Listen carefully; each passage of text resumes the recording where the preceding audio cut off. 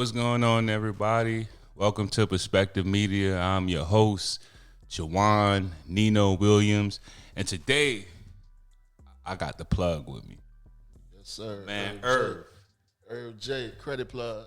Credit Plug, That's right. Credit Plug University coming your way. Credit Plug University. I'm looking at the jewels right there, man. Yeah, I got Shining. a plug in that. Yeah, Little man. something. And this guy is I vouch for him because I watched part of his journey. I watched him just go from one point to another point to shining jewelry to boats. I ain't gonna get too far into that. But this guy is an actual entrepreneur, and we're gonna be talking about his business, the Credit Plug, Credit University. Credit Plug University. Credit Plug University. Also, we're gonna be talking about his entrepreneur journey as well. And first, just tell everybody who you is, man. Where you from? Well, I was born in New Orleans, Louisiana. Moved to Atlanta, Georgia at the age of 6. Raised up in Atlanta, College Park. Raised in Atlanta? That's why this dude a Falcons fan. I wonder why this dude always be repping the Falcons. Yeah, like this Deion dude. Sanders days, but yeah. Okay, it makes sense now because I'm like, I never could understand that. Why? Yeah. So I was raised in Atlanta. Moved back to New Orleans at the age of 21. Average citizen. Worked a 9 to 5. Right.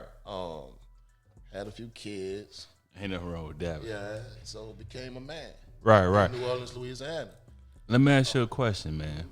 What made you become an entrepreneur? What made you make that decision and say, you know what, this 9 to 5, no knocking cats with 9 to 5, but what made you make that decision and say, you know what, I need something bigger and better? I really didn't control my own destiny. You didn't? Nah, I didn't. The job I had, it paid pretty good at the time. $19, $20 an hour, Okay. making it work. But eventually it wasn't enough. It wasn't enough. So I started trying to get my thoughts together. I want a business. I want to be an entrepreneur. Didn't know where to start, didn't know what to do. Wanted a hookah bar. My wife, which is still my wife to this day, she's a hustler. Shout out to wifey. Yeah, she's a hustler. She's the ultimate entrepreneur. Never really had a 9 to 5 at the age of 41. No. So I started giving her my ideas. She started pushing me, and I found a building, and no questions asked. I put my deposit down. I want to lease this building before I got my permits, before I really got my plans, the whole nine. I remember when you first told me. I don't want to say too much about it. I'll say that for a book because you're probably about to be dropping a book or something. I remember you was like, "Yo, man, I'm about to open up a little spot." Yeah. And was that time? It was that time. Uh-huh. Yep. And I was wondering. I was like, well, because I'm like, well, damn, people talk. We hear a lot of people talk. We're like, man, he say about to open up a restaurant. You know what I'm saying? Right. But you actually did it. I did it, bro. With no, like, your grandma ain't cook nobody, no restaurant. And I don't know how to cook.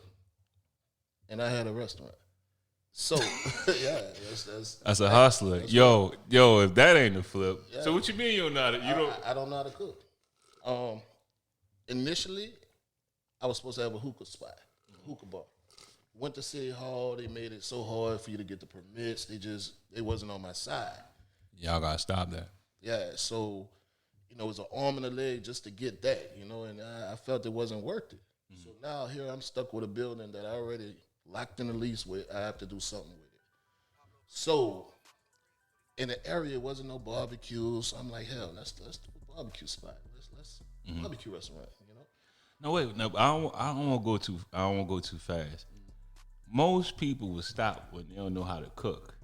That would be because imagine, how we get. We sitting down, man, I want to do this, I want to do that, man. Yeah. And then, that do make sense, but you don't know how to cook, though. What made you jump over all that? So this is what it is. So I'm a lawyer guy, and a restaurant, I knew the people I was going to deal with because I know who's been loyal to me and who I'm loyal to. Now, my wife, she can cook. Okay. My cousin, he could grill. So I put them together. We have the barbecue, my cousin grilling. We got the sides, my wife recipe. So about maybe 2 months, we just getting our game plan. This was going to be on the menu. Let's perfect this menu, the baked beans, the whole nine. The whole nine. So we did it. Grand opening day, man, I want to say 60, 70 people showed up. Right. Yeah, it was overwhelming. I wasn't expecting it. I had my whole family in there working, man. My mama, my sister, my sister-in-laws, my grandma, like my sons, like we was getting it, man. Right. And I mean to cut you off. For those who don't know, if you was ever down in New Orleans, the restaurant was called Blaze Bistro on Bullitt. So if you ever been there, this is him right here, Blaze Bistro. I don't know if y'all remember that. Barbecue wings, unlimited wings on the Friday. Yeah. But go ahead, bro. I just want to throw that out there. yeah, man. So it started out, man. It was a success. I think the first year I made $300,000, which in the restaurant business, most of that goes back into your business. And by this being my first restaurant, I came in blind. I didn't have no experience, so everything was hands on. Oh, now hold on. Now I want to talk to you about that. And the reason why is because, like, what made you do that? Like, that ain't stop you. It stopped me. That ain't stop you. Where that come from, bro? Like what is that? It's in my spirit, man. Like all my life, nothing came easy. I'm a fighter. You know, I moved from Atlanta to New Orleans because I just had to remove myself from my environment. You know what I mean? Right. I just needed a new start because everything I ever achieved came hard. Nothing was ever given to me. You see what I'm saying? So when I get a obstacle or a mountain in the road, I'm gonna go through it. Right. You know what I mean? And then I have God on my side, man. Like That's I'm another a believer, thing. That's another thing. You are in the church, man. Yeah, That's a good I'm a thing. deacon. And you wear that. And you wear that. Yeah. Most people don't like to give their praises to the higher power. Everybody want to be self-made. Everybody want to act like, boom, I'm just here. Like I just arrived. If it was just us, we couldn't do it by ourselves. Yeah. You know what I'm saying? Like God has been good to me, man. Like since a shorty. You know, so I have my faith, bro. So I know as long as He with me, ain't nothing could be against me, bro. Like whatever I want to do, whatever I want to achieve or get to, I'm gonna do it. By any means necessary. Right. You feel me? So yeah, so we hung in a restaurant, man, and it's a hard business. A restaurant is an extremely hard business. I know other restaurant owners since I've been in the restaurant game, and I tip my hat to them.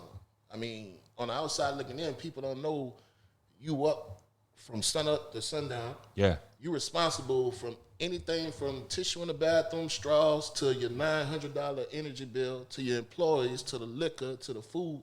I mean, the overhead is ridiculous. Let me ask you this: what would you tell?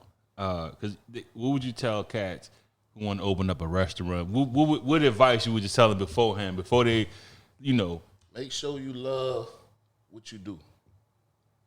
Love what you do. If you gonna get into that industry, love it. You know what I mean? Or you're gonna fall out of love. You're gonna have rough days because it's not your passion. And by the business being extremely hard, it could stress you out. You know, I mean, never give up. If that's what you want to do, I'm not gonna take that away from you. If that's what you want to do it. But my advice is do what you love to do. So if you don't love it, find what you love. Facts. You know what I'm saying? Now, I know you personally, and I ain't gonna put too much, your personal business out. However, you go with a hustler. Your wife is a hustler. She's a hustler.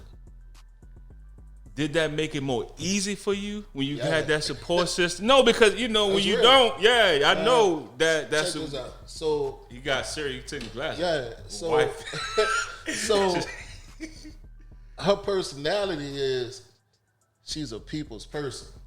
You know what I mean? It's hard to make her mad.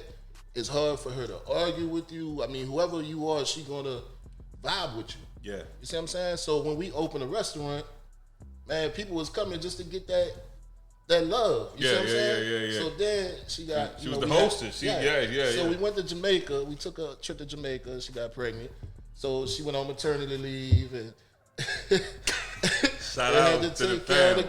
of the baby, and her presence was gone. So when her presence left, I started noticing a lot's been going, They ain't the same. it's been going down a little bit. Right.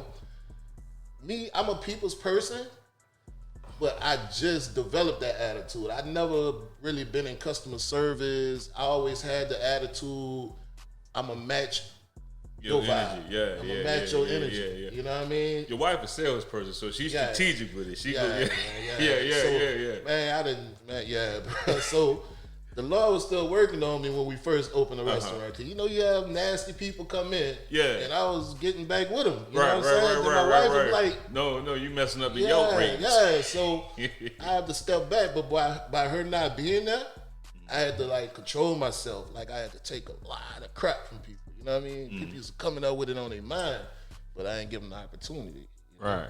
But it was a good experience. And the reason I asked that question is because, I like to promote healthy hustling relationships. Because I know that like if a couple hustling together, getting money together, that make a lot of things and make it more smooth. So that's the only reason why I was asking that. But so the restaurant ain't go good. I mean, not saying it didn't go good, but meaning that you switched to credit. So what? Okay. What switch that? Yeah, what?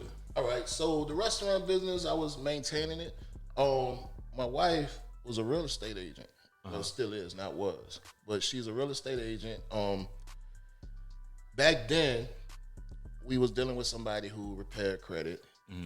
People who come with bad credit, they'll come to my wife. Their credit not there, she'll send them to them, and they'll send them back, and she'll put people in houses. Right. And that kind of didn't work out too well. I mean, it worked out well, but people have different intentions. Not throwing no shade or nothing, but everybody is not on the same page at times. Yeah. So I said, you know what? I'm gonna figure this out. I'm gonna pick up on it. So I'm gonna run a restaurant. I'm gonna help with the credit portion. Right. So I started guinea pigging myself, guinea pigging my sister, and I found the formula.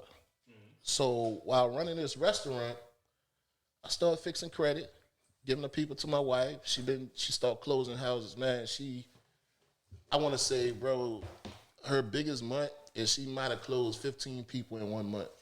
You see what I'm saying? Like, she's a beast at it, bro. She was in a magazine for like flipping over so many houses. Sure. So once I started fixing credit, and it really worked, word of mouth is the best marketing ever. Yeah.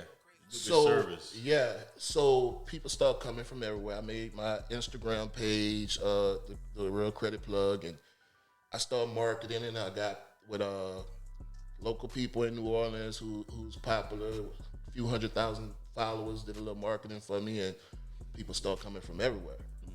Eventually, I had real estate agents from Atlanta calling me. I had people from California, New York, Washington, just clients coming from everywhere. So at this point, what I was making in a day doing credit, I was making at the restaurant. It took me 2 weeks to make in the restaurant. Serious? Yeah. So it got to the point where the credit business was holding up the restaurant business. So I had to make it make sense. Yeah. All this overhead, I'm about to shut that down. Yeah. So what I started doing was catering orders, and I have a son. He running the catering orders. Yeah. So now I'm Shout out to his son. He's like 7.5 feet tall. Yeah, right. Ride horses. Are you riding horses? He ride horses, yeah, man. He been riding horses for a minute, man. Man, y'all gotta go. Yeah, man. But family. Shout out to the family. Yeah, bro. So, so I'm focusing on the credit full time now, and it got to the point where I have over 900 clients. Wow. You see what I'm saying? And the thing is, I'm handling it. But before, let me just get this question off. Man, you changing lives, bro. Yeah. You changing lives. Yes. How that feel? Because I be going on your page and I'm watching. I'm like, damn, man, he putting people in fresh driveways when you just know, like, yo, I'm just really helping people. It feels good. Man, we done had people cried numerous of times, man. Didn't think they could do it. Man, Section 8, a young lady said she tired of Section 8. It's generational. She want to break it. Man, she got in the house. Man, so many people have cried to me. Thank you. And honestly, bro, it feels so good when you a part of helping people achieve what they want to achieve. You know what I'm saying? Right. So, and you really, really helping people, man, because, Anybody that know about credit, good credit, great credit is worth more than $1 million. Break that down for him, because we had a conversation off. Did okay? So, say you have $900,000 in the bank account, right? But your credit is shot, garbage, and here's $1 million house that you want. You can't get that house. Can't get that house. You can't get finance for it. People looking at your credit like they're not gonna finance you for that. You don't have enough money to buy it cash. You can't get that house. Right. But say you have, say $5,000 in the bank account, 850 credit score. You see that $1 million house? They gonna finance you for it. You gonna get that $1 million house, and that's with perfect credit. Yeah. You see what I'm saying? Right. Now, if you really know how to tweak credit and work credit, how certain people been doing for years, man, it's unbelievable. You know, and that's another thing. I don't want to get too deep into it because I have something special coming out. Right. But that's when trade lines come into play. Uh-huh. You know what I'm saying? Like, if you know how to work trade lines, you know, and you could like end up with $200,000, $300,000 worth of credit that you could do whatever you want to do with. Facts. You see what I'm saying? Like, you buy one trade line and it stay on your credit for 30 days. Once that trade line hits your credit, you start going to every bank, every credit union to get your own line of credit. When they run your credit, they're going to see that trade line. And the thing about it is, when they see that trade line, they're not going to see a trade line. They're going to see your card. Right. So they're going to say, damn, he have a $50,000 line of credit for 10 years and it's perfect? Let's match that. For those who don't know, a trade line. A trade line is something like an authorized user. Say I have a credit card. My credit card, $50,000, 10 years old. I put you down as an authorized user. You can use my credit card, right? Your name is now attached to mine. So it's gonna reflect on your credit card, on your credit report as if it's yours. Right. You see what I'm saying? So once you go try to get whatever you need to get your credit ran, they're gonna see that and it's gonna reflect as if it's yours. Right. You see what I'm saying? So you could basically get whatever you want to get. Okay. When people see that. Right. So you get this trade line, $50,000, 10 years old, and the bank's like, wow, he good with money, because that's what they want to see. They want to see you have it but don't use it. Right. You see what I'm saying? So they can give you more. So once they see that, they're gonna double up on it. So you got 2-3 banks that done double up on $50,000. So now you got $200,000, $300,000. 30 days later, that trade line jump down, fall off. You stuck with your own line of credit. So you have $300,000 worth of credit. What you gonna do with it? Whatever you want. You could flip a house. You know what I'm saying? Make that money work for you to make more money. So it's just different ways you can use credit to where it benefits you big time. Yeah, and credit is a big thing, especially for people, for everybody. However, we just went through Ida, and we know we from New Orleans. Yeah. I know some people that just use credit to pay for their hotel rooms, their generators when they was out of work. So credit is a big thing. It is. And tell me about this business you have. All right, so Credit Plug University. Credit Plug University. Give me your Instagram. All right, right now it's The Real Credit Plug INC. The Real Credit Plug Inc. The way it's spelled. Okay, so what I'm working on now, what I'm about to do, I'm about to really, really change a lot of lives. A lot of lives. I was once this person, but most people, they want to be an entrepreneur. They want to be a boss. They want to have their own business, but don't know what to do, don't know where to start. You know? So I'm about to give them this opportunity to have their own credit business. Right.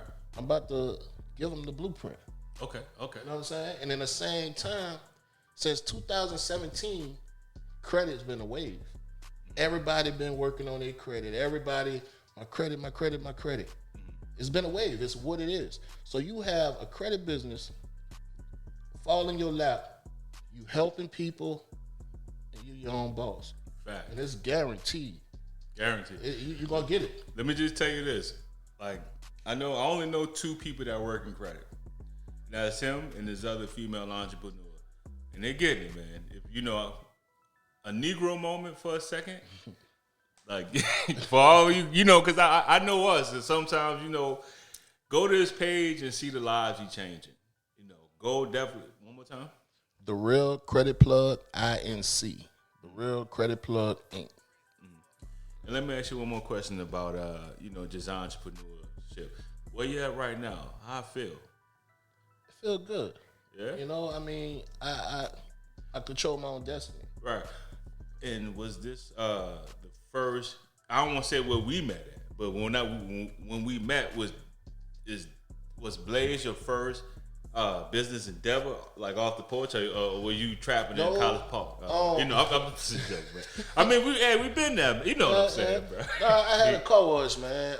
Really? Matter of fact, you had a car wash? the year I moved down here, my uncle had a car wash, and he was losing it. Out here? Out here. Serious? Yeah, out here. He was losing it. And me and my pops, we invested in it, which made me put on it. Right. So went in with it, came in swinging, man. Start flipping it over. But one thing, like, you can't do business with everybody, family or not.